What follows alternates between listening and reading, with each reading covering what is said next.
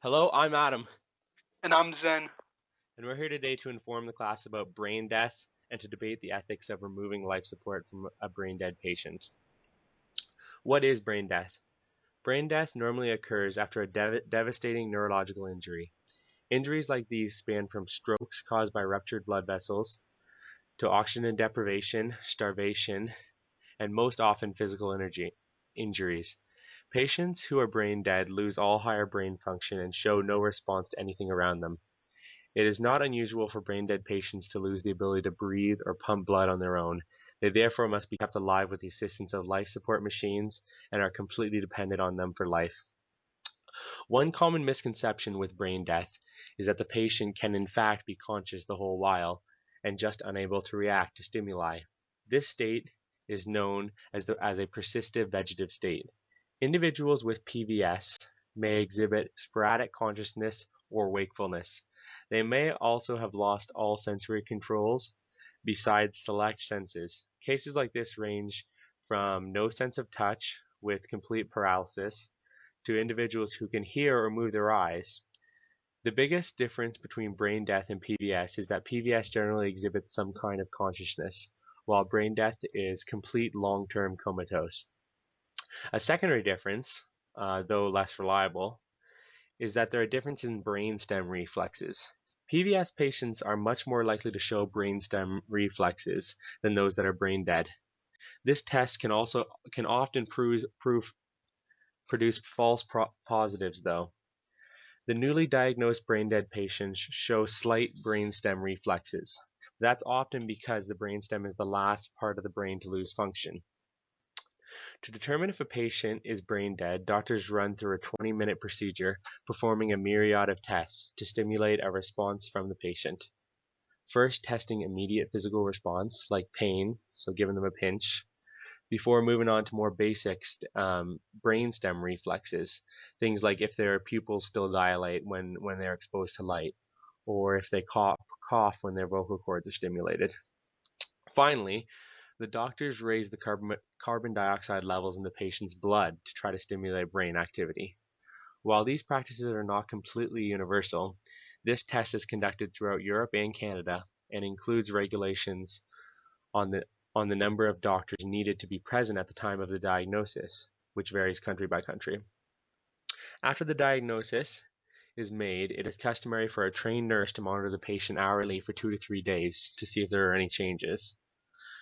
Due to brain death being defined as the death of brain tissue and the end of neurological function, the only possible way an individual can wake up from brain death is if it was misdiagnosed in the first place. Although extremely rare, there are cases where brain death is misdiagnosed and patients wake up. This 3-day monitoring period attempts to serve as a failsafe against these rare instances. Patients whom they thought were brain dead may squeeze the hand of a loved one or regain respiratory control. Perhaps the most common misdiagnosis for brain death is the locked-in form of persistent vegetable state. This state is characterized by the patient's ability to hear and comprehend anything going on around them without any means to react or draw attention to them.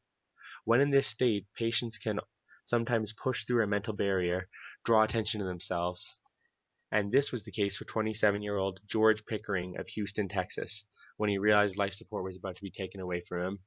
He woke up and stopped them. Because of cases like this, and the emergence of improved life support technology, governments around the world began to give the liability back to the patients and the patients' families in the mid-1980s. This liability has come in the form of the right to choose if their family member is legally dead. This right to choose is predominantly driven by religious beliefs, while taking the onus away from the state. For example, in New Jersey, the death of an individual shall not be declared upon the basis of neurological criteria. When the licensed physician authorized to declare death has reason to believe, on the basis of information available in medical records or personal knowledge or knowledge from the individual's family, that about the individual's religious belief, then in that case, death shall be declared solely upon the basis of cardiorespiratory criteria. meaning the laws that affect the rest of America, where brain death equals literal death, only respiratory cardio death in New Jersey equates to literal death. Whereas there are many regions around the world where the doctor decides if the patient is deceased, throughout the rest of the United States, the Uniform Brain Death Act of 1978 still applies. This act states that irreversible cessation of all functions in the brain, including the brainstem, is death, provided that it is made in accordance of reasonable medical standards, meaning that if it's clear that the brain is completely out of operation, and the doctors on site are certified to be able to pronounce the individual dead, then the individual is considered dead. Thank you. Alright, so I believe that it is unethical to end life support on someone who is brain dead. My first point, it gives family time to come to terms with the patient's death. By not taking the life support off, it can help the family with the grieving process and help them accept the death more easily rather than just doing it once the patient was diagnosed as brain dead. By having the life support on, it gives the family hope that a cure or some kind of recovery can occur during the time span. This helps the family with any regrets that they might have if they decided to pull the plug in the early stages of the diagnosis. It will also allow the family the right amount of time to decide on the right decision to make, whether to keep the patient on or off the life support, knowing that they can have little to no chances of survival. My next point is the patient still has a chance to wake up. Not everyone who is pronounced dead or who is pronounced brain dead is dead for good. It could be that the doctors just missed out on something that they didn't see the first time when they were looking at the brain, or it may be a misdiagnosis case where a really bad brain injury can give false symptoms of brain death. Taking off life support when there have been cases in which people still survived is just another way of giving up too easily, and it shows that the doctors are not really involved with the patient. If there are people who survive this, then why wouldn't we want to have hope that we can survive too, and that a helpful treatment to regenerate brain cells could be found? Another thing is that what if while the person is in a brain dead state for 2 years and a treatment was found to regenerate cells, they would be more happy to know that the decision to keep them alive was made. They would see that it was worth it that this this decision was made since they can be a part of life again. One example of how a person woke up after being declared brain dead is Taylor Hale. She was pronounced brain dead after hitting her head on a hood of a car. A week after she had been in the hospital, the doctors decided there was nothing more they could do and decided to take her off life support. But that same day, they reconnected it when she showed that she was trying to breathe on her own. Later that day, her brain activity increased and she started to mumble words and move her eyes. This shows that by giving a patient time, anything is possible, and the decision to pull life support shouldn't be a quick one for the doctor to make. My next point is it can go against the patient's religion. Again, there have been cases in which brain dead patients have been kept alive due to their religious beliefs. An example of this is the case that happened in British Columbia in 2015. A patient whose religion was against being taken off life support, even though they were brain dead, was kept alive for 10 days. The patient wasn't officially pronounced dead because the province ruled he must have been alive if he left Canada connected to a ventilator. By going against the patient's beliefs, it is against human nature since they are being discriminated against. Even though they may have been brain dead, the doctors still have to respect the patient's religious beliefs. Almost all religions are against this practice. Religions such as Islam and Roman Catholicism are against the act of killing and believe that only God/Allah know when a person is meant to go.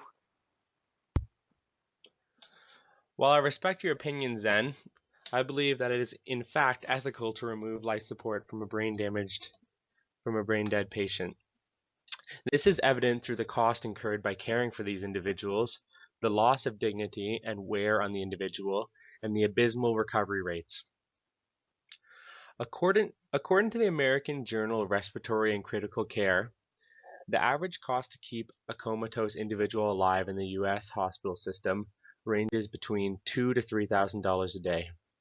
This cost will cripple the average American family within months if they are uninsured, and in Canada this rate will cost the taxpayer hundreds and hundreds of thousands of dollars yearly. The rare cases where individuals wake up from a brain-dead-like state 20 years later have literally cost the taxpayers millions of dollars. In addition to fiscal issues, there are a litany of quality life and dignity issues around being comatose. First and foremost, individuals have no control over their bodily functions, they have no semblance of privacy, and are literally bare to the world.